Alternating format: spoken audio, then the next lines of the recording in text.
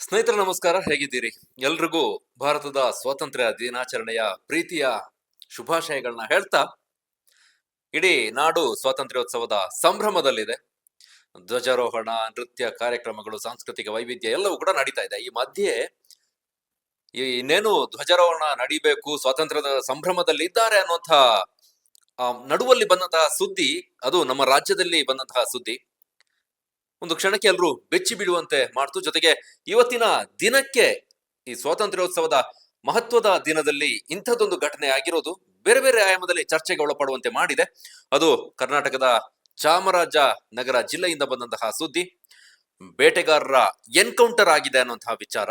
ಅದು ಬೇಟೆಗಾರರು, ಕೃಷಿಕರು, ಅದು ನಾವು ಡಿಸೈಡ್ ಮಾಡೋದಕ್ಕೆ ಸಾಧ್ಯ ಆಗೋದಿಲ್ಲ. ಈಗ ಅರಣ್ಯ ಇಲಾಖೆ, ಸರ್ಕಾರ ಹೇಳ್ತಾ ಇರುವಂತದ್ದು, ಕಳ್ಳ ಬೇಟೆಗಾರರು ಈ ಘಟನೆಯಲ್ಲಿ ಬಲಿಯಾಗಿದ್ದಾರೆ ಅಂತ. ನಕಲಿ ಎನ್ಕೌಂಟರ್ ಅನ್ನುವಂಥ ರೀತಿಯಲ್ಲೆಲ್ಲ ಬಿಂಬಿಸಲಾಗ್ತಾ ಇದೆ. ಜೊತೆಗೆ ಬೇಟೆಗಾರನ ಹತ್ಯೆ ಮಾಡಲಾಗಿದೆ ಅನ್ನುವಂಥ ನಿಟ್ಟಿನಲ್ಲಿ ಎಲ್ಲವೂ ಕೂಡ ಚರ್ಚೆ ಆಗ್ತಾ ಇದೆ. ಅವರು ಬೇಟೆಗಾರರು, ಕೃಷಿಕರು, ಅಥವಾ ಈ ಪ್ರಕರಣದಲ್ಲಿ ಅಸಲಿಯಾಗಿ ಏನಾಗಿದೆ ಅನ್ನೋದನ್ನ ನಾವು ಅಂತಿಮ ತೀರ್ಮಾನವನ್ನ ಕೊಡೋದಕ್ಕೆ ಸಾಧ್ಯ ಆಗೋದಿಲ್ಲ. ನಾನು ಕೂಡ ಈ ವಿಚಾರದಲ್ಲಿ ಇಂಥದ್ದೇ ಆಗಿರಬಹುದು, ಇಂಥದ್ದೇ ಆಗಿದೆ ಅನ್ನುವಂಥ ವಿಚಾರವನ್ನು ನಾನು ಮಾತಾಡ್ತಾ ಇಲ್ಲ. ಬಟ್ ಆಗಿರುವಂತಹ ಘಟನೆ, ಅಲ್ಲಿ ಆಗ್ತಿರುವಂತಹ ವ್ಯಕ್ತವಾಗ್ತಿರುವಂತಹ ಅಭಿಪ್ರಾಯಗಳ ಕುರಿತಾಗಿ ನಾನು ಮಾತಾಡಬೇಕು ಅಂತ ಬಂದಿದ್ದೇನೆ. ಆ ಕುರಿತಾಗಿ ನಾನು ಮಾತಾಡ್ತೇನೆ. ಅದಕ್ಕಿಂತ ಮುಂಚೆ ನೀವೇನಾದ್ರೂ ಫಸ್ಟ್ ಟೈಮ್ ನಮ್ಮ ಚಾನಲ್ನ ಸಬ್ಸ್ಕ್ರೈಬ್ ಮಾಡದೆ ನೋಡ್ತಾ ಇದ್ರೆ ಸಬ್ಸ್ಕ್ರೈಬ್ ಮಾಡ್ಕೊಳ್ಳಿ. ನಮ್ಮ ಕಂಟೆಂಟ್ಗಳು ಇಷ್ಟ ಆಗ್ತಾ ಇದ್ರೆ ನಮ್ಮನ್ನ ಸಬ್ಸ್ಕ್ರೈಬ್ ಮಾಡ್ಕೊಳ್ಳಿ. ಜೊತೆಗೆ ಪಕ್ಕದಲ್ಲೇ ಜಾಯ್ನ್ ಆಪ್ಷನ್ ಇದೆ, ಜಾಯ್ನ್ ಆಗಿ ನಮ್ಮ ಯೂಟ್ಯೂಬ್ ಚಾನಲ್ನ ಮೆಂಬರ್ಶಿಪ್ ಅನ್ನ ತೆಗೆದುಕೊಳ್ಬಹುದು. ಹಾಗೆ ಬೆಲ್ ಬಟನ್ ಅನ್ನ ಕ್ಲಿಕ್ ಮಾಡ್ಕೊಂಡ್ರೆ ನಮ್ಮ ರೆಗ್ಯುಲರ್ ಕಂಟೆಂಟ್ಗಳು ನಿಮಗೆ ಬೇಗನೆ ಸಿಗುತ್ತೆ. ಹಾಗೆ ಇನ್ಸ್ಟಾಗ್ರಾಮ್, ಫೇಸ್ಬುಕ್ ನಲ್ಲೂ ಕೂಡ ನಮ್ಮ ಚಾನಲ್ನ ಅಕೌಂಟ್ ಇದೆ, ಅಲ್ಲೂ ಕೂಡ ನಮ್ಮನ್ನ ಫಾಲೋ ಮಾಡ್ಕೊಳ್ಳಿ. ಚಾಮರಾಜನಗರ ಜಿಲ್ಲೆಯ ಹನೂರು ತಾಲೂಕಿನ ಹೊಳೆದಟ್ಟಿ ಅನ್ನುವಂತಹ ಪ್ರದೇಶದಲ್ಲಿ ಆದಂತಹ ಘಟನೆ. ಅಲ್ಲಿ ಕಾವೇರಿ ವನ್ಯಜೀವಿ ಧಾಮ ಅನ್ನುವಂಥದ್ದಿದೆ. ಅಲ್ಲಿ ಇವತ್ತು ಬೆಳಗ್ಗೆ 5:20 ಅಂತ ಹೇಳ್ತಾ ಇದ್ದಾರೆ ಅರಣ್ಯ ಇಲಾಖೆಯಿಂದ ಸಿಕ್ಕಂತಹ ಮಾಹಿತಿ ಪ್ರಕಾರ.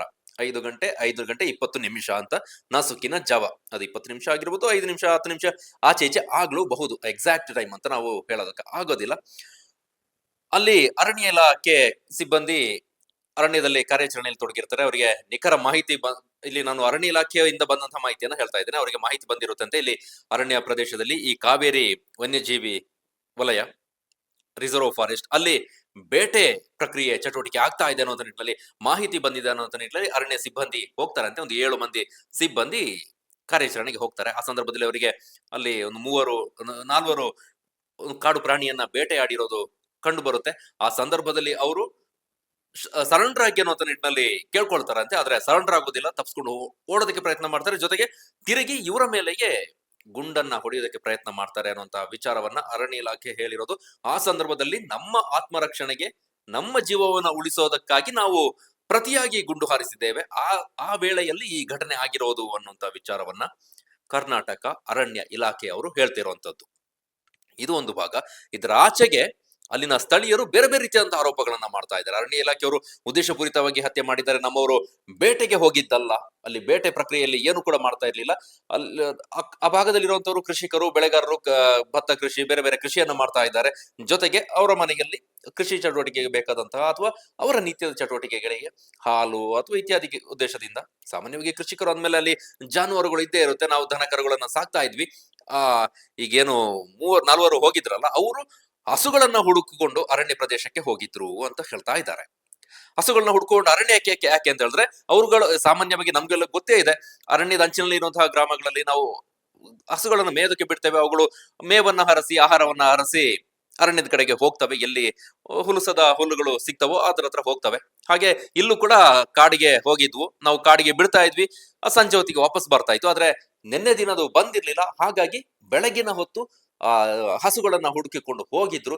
ಆ ಸಂದರ್ಭದಲ್ಲಿ ಇವರು ನಕಲಿಯಾಗಿ ಎನ್ಕೌಂಟರ್ ಮಾಡಿದ್ದಾರೆ, ನಮ್ಮ ಮೇಲೆ, ನಮ್ಮ ಕುಟುಂಬದವರ ಮೇಲೆ ಗುಂಡ ಹಾರಿಸಿ ಅವ್ರನ್ನ ಕೊಂದಿದ್ದಾರೆ ಅನ್ನುವಂತಹ ಗಂಭೀರ ಆರೋಪವನ್ನ ಕುಟುಂಬಸ್ಥರು ಮಾಡ್ತಾ ಇದ್ದಾರೆ. ಈ ಸಂಬಂಧಿತವಾಗಿ ದೊಡ್ಡ ಮಟ್ಟಿಗಿನ ಪ್ರತಿಭಟನೆ ಆಗ್ತಾ ಇದೆ. ಅಲ್ಲಿ ಅರಣ್ಯ DRFO ಕಚೇರಿಯನ್ನೆಲ್ಲ ಧ್ವಂಸ ಮಾಡಿದ್ದಾರೆ, ಪೀಠೋಪಕರಣಗಳನ್ನ ಹೊರಗೆ ಎಳೆದು ಎಲ್ಲ ಚೆಲ್ಲಾಪಿಲ್ಲಿ ಮಾಡಿದರೆ ತೀವ್ರ ಆಕ್ರೋಶ ವ್ಯಕ್ತವಾಗ್ತಾ ಇದೆ. ಎಲ್ಲವೂ ಕೂಡ ಆಗ್ತಾ ಇದೆ. ಇದು ಎರಡು ವಿಚಾರ. ಒಂದು ಅರಣ್ಯ ಇಲಾಖೆಯವರು ಹೇಳ್ತಿರುವಂತದ್ದು, ಜೊತೆಗೆ ಅಲ್ಲಿನ ಸಾರ್ವಜನಿಕರು, ಸ್ಥಳೀಯರು ಹೇಳ್ತಿರುವಂತಹ ಮಾತು, ಆ ಕುಟುಂಬ, ಅವರ ಮೃತರ ಸಂಬಂಧಿಕರು ಹೇಳ್ತಿರುವಂತಹ ಮಾತು. ಇಲ್ಲಿ ಯಾರೆಲ್ಲ ಹೋಗಿದ್ದು ಅಂತ ನೋಡೋದಾದ್ರೆ, ಅಂತೋಣಿ ಸ್ವಾಮಿ ಅಂತ, ಜೊತೆಗೆ ಪೀಟರ್, ಕುಮಾರ್, ಜೊತೆಗೆ ಮಹಿಮಾ ದಾಸ್. ಈ ನಾಲ್ವರು ಆ ಕಾಡ್ನಲ್ಲಿ ಹೋಗಿದ್ದಂಥವ್ರು. ಈ ಏನು ಪೊಲೀಸರು ಎನ್ಕೌಂಟರ್ ಮಾಡ್ದಲ್ಲ ಆ ಸಂದರ್ಭದಲ್ಲಿ ಅಲ್ಲಿ ಇದ್ದಂತ ಅಲ್ಲಿನ ನಿವಾಸಿಗಳು. ಅದರಲ್ಲಿ 3 ಜನ ಮೃತಪಡ್ತಾರೆ. ಅಂತೋಣಿ ಸ್ವಾಮಿ, ಪೀಟರ್, ಕುಮಾರ್, ಈ ಮೂವರು ಅಲ್ಲಿ ಮೃತಪಡ್ತಾರೆ. ಒಬ್ಬ ಆತ ಅಲ್ಲಿಂದ ತಪ್ಪಿಸ್ಕೊಳ್ತಾನೆ. ಮಹಿಮಾದಾಸ್ ಅನ್ನೋಂಥವ್ರು ಇರ್ತಾರಲ್ಲ, ಅವ್ರು ಅಲ್ಲಿಂದ ತಪ್ಪಿಸ್ಕೊಳ್ತಾರೆ. ಈ ಮೂವರಿಗೆ ನಾವು ಎನ್ಕೌಂಟರ್ ಅಂದಾಕ್ಷಣ ನಾನಾಗ್ಲೇ ಕುಟುಂಬದವರು ವಿಚಾರ ಹೇಳೋದಲ್ಲ, ಅವರು ಈ ಪಾಯಿಂಟ್ ಅನ್ನು ಮೆನ್ಷನ್ ಮಾಡ್ತಾ ಇದ್ದಾರೆ. ಎನ್ಕೌಂಟರ್ ಮಾಡೋದೇ ಆಗಿದ್ದಲ್ಲಿ ಇವರು ಕಾಲಿನ ಕೆಳಗೆ, ಮೊಣಕಾಲಿನ ಕೆಳಗೆ ಗುಂಡನ್ನ ಹಾರಿಸಬೇಕಾಗಿತ್ತು. ಆದ್ರೆ ಇವ್ರು ಹಾರಿಸಿದಂತಹ ಗುಂಡು ಸೊಂಟದಿಂದ ಮೇಲ್ಭಾಗದಲ್ಲಿದೆ, ಹೊಟ್ಟೆಯ ಭಾಗಕ್ಕೆ, ಕುತ್ತಿಗೆಯ ಭಾಗಕ್ಕೆ, ಎದೆಯ ಭಾಗಕ್ಕೆ ಗುಂಡನ್ನ ಹಾರಿಸಿ ಕೊಲೆ ಮಾಡಿದ್ದಾರೆ. ಇದು ಉದ್ದೇಶಪೂರಿತವಾಗಿ ಬೇಕು ಅಂತಲೇ ಮಾಡಿರುವಂತದ್ದು. ಅಷ್ಟಕ್ಕೆ ಇವರಿಗೆ ಎನ್ಕೌಂಟರ್ ಮಾಡೋದಕ್ಕೆ ಅಧಿಕಾರವನ್ನ ಕೊಟ್ಟವಂತವ್ರು ಯಾರು ಅನ್ನೋಂತ ನಿಟ್ಟಿನಲ್ಲಿ ಪ್ರಶ್ನೆ ಮಾಡ್ತಾ ಇದ್ದಾರೆ. ಸಾಮಾನ್ಯವಾಗಿ ಪ್ರಶ್ನೆ ಹುಟ್ಟುಕೊಳ್ಳುತ್ತೆ. ಈ ವಿಚಾರ ಹೊರಗೆ ಬಂದ ನಂತರ ಕೂಡ ಬೇರೆ ಬೇರೆ ವಲಯದ ಜನ ಮಾತಾಡ್ತಾ ಇದ್ದಾರೆ. ಎನ್ಕೌಂಟರ್ ಅಂದ್ರೆ ನಾವು ಮೊಣಕಾಲಿನ ಕೆಳಗೆ ಹೊಡೆಯೋದನ್ನ ನೋಡಿದ್ದೇವೆ, ಆದ್ರೆ ಈ ರೀತಿ ತಲೆಗೆ, ಕುತ್ತಿಗೆ ಭಾಗಕ್ಕೆ, ಎದೆಯ ಭಾಗಕ್ಕೆ, ಹೊಟ್ಟೆಯ ಭಾಗಕ್ಕೆ ಹೊಡಿತಾರೆ ಅಂತ ಹೇಳಿದ್ರೆ ಇಲ್ಲೇನೋ ಸಮಥಿಂಗ್ ಮಿಸ್ಸಿಂಗ್ ಇದೆ ಅನ್ನುವಂಥದ್ದು. ಗೊತ್ತಿಲ್ಲ ಏನು ಅನ್ನುವಂಥದ್ದು. ಅದು ನಿಖರವಾಗಿ ತನಿಖೆಯಿಂದಲಷ್ಟೇ ನಿಷ್ಪಕ್ಷಪಾತ ತನಿಖೆ ಆದಾಗ ಮಾತ್ರ ಅದು ಹೊರಗೆ ಬರ್ಲಿಕ್ಕೆ ಸಾಧ್ಯ ಇದೆ. ಆಗ್ಲಿ ಅನ್ನುವಂತಹ ಆಶಯ. 3 ಅಮೂಲ್ಯ ಜೀವಗಳು, ಎಲ್ಲ ಜೀವ ಕೂಡ ಮಹತ್ವ ಇದೆ. ಮನುಷ್ಯ ಆಗ್ಲಿ, ಪ್ರಾಣಿ ಆಗ್ಲಿ, ಜೀವನೇ. ಪ್ರಾಣಿಗಳಿಗೂ ಅದರದ್ದೇ ಆದಂತಹ ಬದುಕು ಹಾಕಿದೆ, ಮನುಷ್ಯರಿಗೂ ಕೂಡ ಬದುಕು ಹಾಕಿದೆ. ಆದ್ರೆ ಒಬ್ಬರನ್ನ ಸಾಯಿಸಿ ಇನ್ನೊಬ್ರು ಮೇಲಾಟ ಮೆರೆಯುವಂಥದ್ದು ಅಥವಾ ಇನ್ನೊಬ್ರು ಮೆರೆಯುವಂತಹ ಅಧಿಕಾರ, ಅವಕಾಶ ಯಾರಿಗೂ ಕೂಡ ಇಲ್ಲ. ಅದನ್ನ ಒಪ್ಪೋದಕ್ಕೆ ಕೂಡ ಸಾಧ್ಯ ಇಲ್ಲ. ಇಲ್ಲಿ ಆ ಬೇಟೆಗಾರರು ಜಿಂಕೆಯನ್ನ ಕೊಂದಿದ್ರು ಅನ್ನುವಂತ ನಿಟ್ಟಿನಲ್ಲಿ ಅರಣ್ಯ ಇಲಾಖೆ ಡಿಪೆಂಡ್ ಮಾಡ್ಕೊಳ್ತಾ ಇದೆ. ಜೊತೆಗೆ ಅಲ್ಲಿ ನಾಡ ಬಂದೂಕು ಕೂಡ ನಮಗೆ ಸಿಕ್ಕಿದೆ ಅನ್ನುವಂತ ನಿಟ್ಟಿನಲ್ಲಿ ಕ್ಲೇಮ್ ಮಾಡ್ಕೊಳ್ತಾ ಇದ್ದಾರೆ. ಜಿಂಕೆ ಮಾಂಸವನ್ನು ಕೂಡ ಅವರು ಹಿಡ್ಕೊಂಡಿದ್ದಾರೆ. ಈ ಮಾಂಸ ನಮಗೆ ಅಲ್ಲಿ ಸಿಕ್ಕಿದ್ದು ಅನ್ನುವಂತ ವಿಚಾರವಾಗಿ.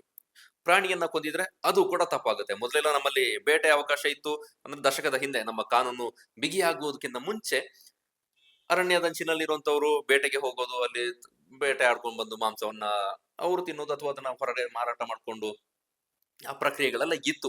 ನಂತರ ಈ ಅರಣ್ಯ ಕಾನೂನು ಬಿಗಿಯಾದ ನಂತರದಲ್ಲಿ ಬೇಟೆ ಕಾನೂನು ಬಾಹಿರ, ಜೊತೆಗೆ ನಾನ್ ಬೇಲೇಬಲ್ ಅಫೆನ್ಸ್ ಅನ್ನುವಂತ ನಿಟ್ಟಿನಲ್ಲಿ ನಮ್ಮ ಕಾನೂನಿನಲ್ಲಿ ಇದೆ. ಹಾಗಾಗಿ ಈಗ ಬಹುತೇಕ ನಿಯಂತ್ರಣಕ್ಕೆ ಬಂದಿದೆ ಈ ಬೇಟೆ ಚಟುವಟಿಕೆ. ಈ ಪ್ರಕರಣದಲ್ಲಿ ಅವರು ಒಂದು ವೇಳೆ ಜಿಂಕೆಯನ್ನು ಕೊಂದಿದ್ದೇ ಆಗಿದ್ದಲ್ಲಿ ಅದು ಕೂಡ ಒಪ್ಪೋದಕ್ಕೆ ಸಾಧ್ಯ ಇಲ್ಲ ನಾವು. ಅದು ಕೂಡ ತಪ್ಪಾಗಿರುತ್ತೆ ಕಾನೂನು ಪ್ರಕಾರದಲ್ಲಿ. ಜೊತೆಗೆ ಮಾನವೀಯ ನೆಲೆಗಟ್ಟಿನಲ್ಲಿ ಯೋಚನೆ ಮಾಡಿದ್ರು ಕೂಡ ಅದು ತಪ್ಪೆ.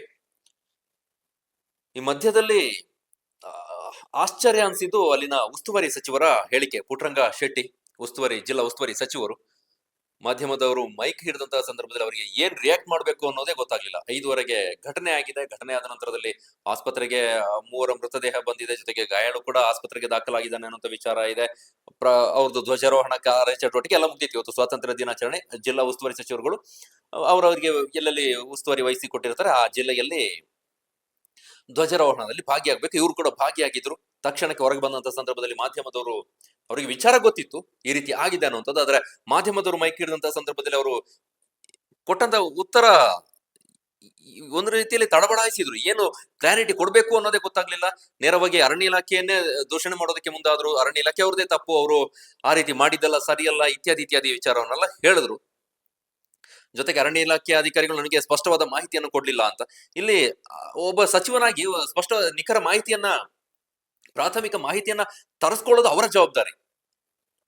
ಅಧಿಕಾರಿಗಳ ಅವರಿಗೆ ಆರ್ಡರ್ ಮಾಡಿ ತರಿಸ್ಕೋಬೇಕು. ನನಗೆ ಮಾಹಿತಿ ಕೊಡಪ್ಪ, ಈ ರೀತಿ ಕೇಳ್ತಾರೆ, ಜಿಲ್ಲಾ ಉಸ್ತುವಾರಿ ಸಚಿವ ನಾನಿದ್ದೀನಿ, ನಾನು ಜನತೆಗೆ ಉತ್ತರದಾಯಿತ್ವ ಕೊಡ್ಬೇಕು, ಸ್ಪಷ್ಟನೆಯನ್ನು ಕೊಡ್ಬೇಕು, ಏನಾಗಿದೆ ಅನ್ನೋದ್ರ ಕುರಿತಾಗಿ ಕಂಪ್ಲೀಟ್ ಚಿತ್ರಣವಲ್ಲಾದ್ರೂ ಕೂಡ ನನಗೆ ಪ್ರಾಥಮಿಕ ಮಾಹಿತಿಯನ್ನಾದ್ರೂ ನಿಖರವಾಗಿ ಕೊಡಿ ಅಂತ. ಆದ್ರೆ ಆ ವಿಚಾರದಲ್ಲೂ ಕೂಡ ಅವ್ರು ಕೊಟ್ಟಂತಹ ಸ್ಟೇಟ್ಮೆಂಟ್ ನೀವು ಯೂಟ್ಯೂಬ್ ನಲ್ಲಿ ನೋಡಬಹುದು, ಏನೆಲ್ಲ ಮಾಹಿತಿಯನ್ನ ಮಾತಾಡಿದ್ರು ಅಂತ. ಅವರಲ್ಲೇ ಗೊಂದಲ ಆಯ್ತು, ಏನ್ ಹೇಳ್ಬೇಕು ಅನ್ನೋದು ಕೂಡ ಕನ್ಫ್ಯೂಷನ್ ಇತ್ತು. ನಂತರದಲ್ಲಿ ಡಿ.ಕೆ. ಶಿವಕುಮಾರ್ ಅವರು ಸ್ಟೇಟ್ಮೆಂಟ್ ಅನ್ನ ಕೊಟ್ಟರು. ಈ ಮ್ಯಾಜಿಸ್ಟ್ರೇಟ್ ತನಿಖೆಯನ್ನ ಮಾಡ್ತೇವೆ ಅನ್ನುವಂತ ಸೂಚನೆಯನ್ನ ಕೊಟ್ಟಿದ್ದಾರೆ. ಜೊತೆಗೆ ಆ ನಿಟ್ಟಿನಲ್ಲಿ ತನಿಖೆ ಕೂಡ ಆರಂಭ ಆಗಿದೆ ಅನ್ನೋ ನಿಟ್ಟಿನಲ್ಲಿ ಹೇಳಿದ್ದಾರೆ. ನೋಡು ತನಿಖೆ ಯಾವ ರೀತಿ ಸಾಗುತ್ತೆ ಅಂತ. ಈ ಮಧ್ಯದಲ್ಲಿ ಅಲ್ಲಿ 3 ಎನ್ಕೌಂಟರ್ ಆಗುತ್ತಲ್ಲ, ಅವರ ಮೃತದೇಹವನ್ನು ಅರಣ್ಯ ಇಲಾಖೆ ಅಧಿಕಾರಿಗಳೇ ನೇರವಾಗಿ ಮೈಸೂರು ಜಿಲ್ಲೆಗೆ ತರ್ತಾರೆ. ಮೈಸೂರಿನ KRS ಯಾವುದೋ ಆಸ್ಪತ್ರೆಗೆ ತಂದು ಅಲ್ಲಿ ಹಾಸ್ಪಿಟ್ಲಿಗೆ ದಾಖಲು ಮಾಡ್ತಾರೆ. ಚಾಮರಾಜನಗರದಲ್ಲಿ ಅವಕಾಶ ಇತ್ತು ಅಲ್ಲಿನ ಆಸ್ಪತ್ರೆಗಳಲ್ಲಿ ದಾಖಲು ಮಾಡುವಂತದ್ದು. ಈ ನಡುವೆ ಅವ್ರನ್ನ ಮೈಸೂರಿಗೆ ಯಾಕೆ ತಂದ್ರು ಅನ್ನುವಂತ ಪ್ರಶ್ನೆ ಕೂಡ ಎದ್ದಿದೆ. ಗೊತ್ತಿಲ್ಲ, ಪರಿಸ್ಥಿತಿ ಕಂಟ್ರೋಲ್ ತಪ್ಪಿದ್ರೆ ಮುಂದಿನ ಅವ್ರಿಗೆ ಏನಾಗ್ಬಹುದು ಅನ್ನೋ ನಿಟ್ಟಿನಲ್ಲಿ ಊಹೆ ಮಾಡ್ಕೊಂಡಿದ್ರು ಅಥವಾ ಪ್ರಿಡಿಕ್ಟ್ ಇತ್ತು, ಗೊತ್ತಿಲ್ಲ. ಆ ಉದ್ದೇಶಕ್ಕಾಗಿ ಮೈಸೂರಿಗೆ ತಂದ್ರು ಅನ್ನುವಂಥದ್ದು. ಆ ನಿಟ್ಟಿನಲ್ಲೂ ಕೂಡ ಉಸ್ತುವಾರಿ ಸಚಿವರು ಅವರು ಅರಣ್ಯ ಇಲಾಖೆಯವ್ರನ್ನ ತರಾಟೆಗೆ ತೆಗೆದುಕೊಂಡಿದ್ದಾರೆ. ಇವರು ಅಲ್ಲಿಂದ ಘಟನೆ ಆದ ನಂತರದಲ್ಲಿ ಅಲ್ಲಿಂದ ಮೃತದೇಹವನ್ನ ತಂದಿದ್ದು ಕೂಡ ತಪ್ಪು ಅಂತ. ಅದನ್ನ ನಾನು ಪರ್ಸನಲಿ ನಾನು ಹೇಳೋದಾದ್ರೆ ತಪ್ಪು ಅಂತ ನಾನು ಹೇಳೋದಿಲ್ಲ. ಯಾಕೆಂತೇಳಿದ್ರೆ ಘಟನೆ ಆದ ನಂತರದಲ್ಲಿ ಒಂದು ವೇಳೆ ಅವ್ರ ಜೀವ ಇತ್ತು, ಅವ್ರನ್ನ ಆಸ್ಪತ್ರೆಗೆ ದಾಖಲು ಮಾಡ್ಬೇಕು ಅನ್ನೋ ಮನಸ್ಥಿತಿಯಲ್ಲಿ ತಂದಿದ್ರು, ಇರ್ಲಿಕ್ಕೂ ಸಾಕು. ಯಾಕಂತೇಳಿದ್ರೆ ಅರೆ ಜೀವಾವಸ್ಥೆಯಲ್ಲಿ ಅಲ್ಲಿ ಬಿಟ್ಟು ಬರೋದು ಕೂಡ ತಪ್ಪಾಗುತ್ತೆ. ಹಾಗಾಗಿ ಅದನ್ನ ಇವರು ಸಚಿವರು ಹೇಳಿದ ಮಾತನ್ನ ಒಪ್ಪೋದಕ್ಕೆ ಸಾಧ್ಯ ಇಲ್ಲ. ಗೊತ್ತಿಲ್ಲ ಏನಾಗಿದೆ ಅನ್ನುವಂಥದ್ದು. ಈ ಮತ್ತೊಂದು ಈ ಅರಣ್ಯ ಇಲಾಖೆ, ಜನಸಾಮಾನ್ಯರು, ಬೆಳೆಗಾರರು ಈ ಸಂಘರ್ಷ ಇದೆಯಲ್ಲ, ಇದು ಸ್ಪೆಷಲಿ ಈ ಮಲೆನಾಡು ಭಾಗ ಜೊತೆಗೆ ಅರಣ್ಯದ ಅಂಚಿನ ಗ್ರಾಮಗಳಲ್ಲಿ, ವಿಶೇಷವಾಗಿ ಕೊಡಗು, ಚಿಕ್ಕಮಗಳೂರು, ಹಾಸನ ಹಾಗೆ ಚಾಮರಾಜನಗರ ಜಿಲ್ಲೆಯಲ್ಲಿ ದೊಡ್ಡ ಮಟ್ಟಿಗಿನ ಸಮಸ್ಯೆ ಇದು. ಒಂದು ವನ್ಯಜೀವಿ ಮಾನವ ಸಂಘರ್ಷ ಒಂದು ಕಡೆಯಾದ್ರೆ, ಮತ್ತೊಂದು ಕಡೆ ಈ ಅರಣ್ಯ ಇಲಾಖೆ ಜೊತೆಗೆ ಜನರ ನಡುವಿನ ಸಂಘರ್ಷ ಸುದೀರ್ಘವಾಗಿ ನಡ್ಕೊಂಡು ಬಂದಿದೆ. ಕೇವಲ ಈ ವಿಚಾರ ಅಂತ ನಾನು ಹೇಳ್ತಾ ಇಲ್ಲ, ಅದ್ರ ಆಚೆಗಿನ ಕೃಷಿ ಚಟುವಟಿಕೆ ಇರಬಹುದು, ಅಥವಾ ಜನರಿಗೆ ಬೇಕಾದಂತ ಬೇಸಿಕ್ ನೀಡ್ಸ್, ಮೂಲ ಸೌಕರ್ಯ ಏನ್ ಬೇಕು ಅದನ್ನ ಕಲ್ಪಿಸಿಕೊಳ್ಳುವ ನಿಟ್ಟಿನಲ್ಲಿ ಈ ಅರಣ್ಯದ ಅಂಚಿನ ಗ್ರಾಮಗಳಲ್ಲಿ, ಎಕ್ಸಾಂಪಲ್ ವಿದ್ಯುತ್ ಸಂಪರ್ಕ ಬೇಕು ಅಂತ ಹೇಳಿದ್ರು ಕೂಡ, ಅಥವಾ ನೀರಿನ ಸಂಪರ್ಕ ಮಾಡಬೇಕು ಅಂತ ಹೇಳಿದ್ರು ಕೂಡ ದೊಡ್ಡ ಮಟ್ಟಿಗಿನ ಸಮಸ್ಯೆ ಎದುರಾಗೋದು ಈ ಅರಣ್ಯ ಇಲಾಖೆಯಿಂದ. ಯಾವುದೇ ಕಾಮಗಾರಿ ನಡೆಯೋದಕ್ಕೂ ಬಿಡೋದಿಲ್ಲ, ಅಲ್ಲಿಗೆ ಬೇಕಂತ ರಸ್ತೆ ಸಂಪರ್ಕ ಆಗೋದಕ್ಕೂ ಕೂಡ ಇವರು ಪರ್ಮಿಷನ್ ಕೊಡೋದಕ್ಕೆ ಹಿಂದೆ ಬಹಳ ಸತಾಯಿಸ್ತಾರೆ. ವಿದ್ಯುತ್ ಕಂಬವನ್ನು ಅಳವಡಿಸೋದಕ್ಕೆ ಸತಾಯಿಸ್ತಾರೆ, ಪೈಪ್ಲೈನ್ ಎಳೆಯೋದಕ್ಕೆ ಸತಾಯಿಸ್ತಾರೆ. ಇದು ಮತ್ತೊಂದು ಆಯಾಮದ ಡಿಬೇಟ್. ಬಟ್ ಈ ಪ್ರಕರಣದಲ್ಲಿ 3 ಜೀವಗಳು ಬಲಿಯಾಗಿರೋದು, ಎನ್ಕೌಂಟರ್, ಮೊಣಕಾಲು, ಆಗ್ಲೇ ಮೊಣಕಾಲು ವಿಚಾರ ಪ್ರಸ್ತಾಪ ಮಾಡ್ದಲ್ಲ, ಈ ನಸುಕಿನ ಜಾವ 5 ಗಂಟೆ 5:05 ಸುಮಾರಿಗೆ ಬೆಳಕು ಹರಿದಿರೋದಿಲ್ಲ. ನಮಗೆ ಮೊಣಕಾಲು ಯಾವುದು ಅನ್ನೋದು ಗುರ್ತು ಹಿಡ್ಕೊಂಡು ನಾವು ಗುಂಡು ಹೊಡೆಯೋದಾ ಅಥವಾ ಹೇಗೆ ಅನ್ನುವಂತ ವಿಚಾರವನ್ನು ಕೂಡ ನಾನು ಸ್ನೇಹಿತರ ಜೊತೆಗೆ ಈ ವಿಚಾರವಾಗಿ ನಾನಾಗ್ಲೇ ಡಿಸ್ಕಸ್ ಮಾಡ್ತಿದ್ದಂತ ಸಂದರ್ಭದಲ್ಲಿ ಹೇಳಿದ್ರು. ಅಷ್ಟೊತ್ತಿಗೆ ಅವರು, ಈಗ ಅವ್ರು ಹೇಳೋದೇ ನಿಜ ಆಗಿದ್ರೆ ನಮ್ಮ ಆತ್ಮರಕ್ಷಣೆಗೆ ಮಾಡಿದ್ವಿ ಅಂತ, ಅವರು ಮೊಣಕಾಲನ್ನ ನೋಡ್ಕೊಂಡು ಕೂರಕ್ಕಾಗುತ್ತಾ, ಹೊಟ್ಟೆನ ನೋಡ್ಕೊಂಡು ಕೂರಕ್ಕಾಗುತ್ತಾ, ಕಾಲನ್ನ ನೋಡ್ಕೊಂಡು ಕೂರಕ್ಕಾಗುತ್ತಾ, ರಿಯಾಕ್ಟ್ ಮಾಡಿರ್ತಾರೆ. ಈ ರೀತಿಯಾಗಿ ರಿಸಲ್ಟ್ ಬಂದಿರಬಹುದು. ಬಟ್ ಇವ್ರ ಜೊತೆಗೂ ಕೂಡ ಎಕ್ವಿಪ್ಮೆಂಟ್ಸ್ ಇರುತ್ತೆ, ಲೈಟ್ಸ್, ಬೆಳಕಿನ ವ್ಯವಸ್ಥೆ, ಟಾರ್ಚ್ ಇತ್ಯಾದಿ ಇರುತ್ತೆ. ಏನಾಗಿದೆ ಅನ್ನೋದು ತನಿಖೆ ಆಗ್ಬೇಕು. ಒಳ್ಳೆ ತನಿಖೆ ಆದ್ರೆ ಮಾತ್ರ ಹೊರಗೆ ಬರ್ಲಿಕ್ಕೆ ಸಾಧ್ಯ. ಜೊತೆಗೆ ಒಂದಷ್ಟು ಡೆವಲಪ್ಮೆಂಟ್ ಕೂಡ ಆಗ್ಬಹುದು ರಾಜಕೀಯವಾಗಿಯೂ ಕೂಡ. ಜೊತೆಗೆ ಆ ಭಾಗದಲ್ಲಿ ಜನ ಪ್ರತಿಭಟನೆ ನಡೆಸ್ತಾ ಇದ್ದಾರೆ, ಆಕ್ರೋಶ ವ್ಯಕ್ತಪಡಿಸ್ತಾ ಇದ್ದಾರೆ. ಒಂದಷ್ಟು ಡೆವಲಪ್ಮೆಂಟ್ಗೆ ಆ ಪ್ರದೇಶ ಜೊತೆಗೆ ರಾಜ್ಯ ರಾಜಕಾರಣ ಸಾಕ್ಷಿ ಆಗ್ಬಹುದು. ಮುಂದೆಗೆ ಏನು ಅಪ್ಡೇಟ್ ಇರುತ್ತೆ ಅದನ್ನ ನಿಮ್ ಮುಂದೆ ಹಂಚ್ಕೊಳ್ತೇನೆ. ಇದು ಸದ್ಯಕ್ಕೆ ಆಗಿರುವಂತಹ ವಿಚಾರ ಇದಿಷ್ಟು.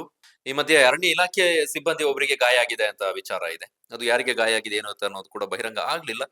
ಒಂದ್ ವೇಳೆ ಗಾಯ ಆಗಿದ್ರೆ ಅದನ್ನು ಕೂಡ ಬಹಿರಂಗ ಪಡಿಸ್ಬೇಕಾಗುತ್ತೆ. ನೋಡೋಣ ಮುಂದಕ್ಕೆ ಏನಾಗುತ್ತೆ ಆ ಡೆವಲಪ್ಮೆಂಟ್. ಇಂಪಾರ್ಟೆಂಟ್ ವಿಚಾರ ಇದ್ದಾಗ ನಿಮ್ ಜೊತೆಗೆ ಹಂಚ್ಕೊಂಡು ಬರ್ತೇನೆ. ಎಲ್ಲರೂ ಕ್ಷೇಮವಾಗಿರಿ. ಥ್ಯಾಂಕ್ ಯು ವೆರಿ ಮಚ್ ಈ ವಿಡಿಯೋವನ್ನ ನೋಡಿದಕ್ಕಾಗಿ.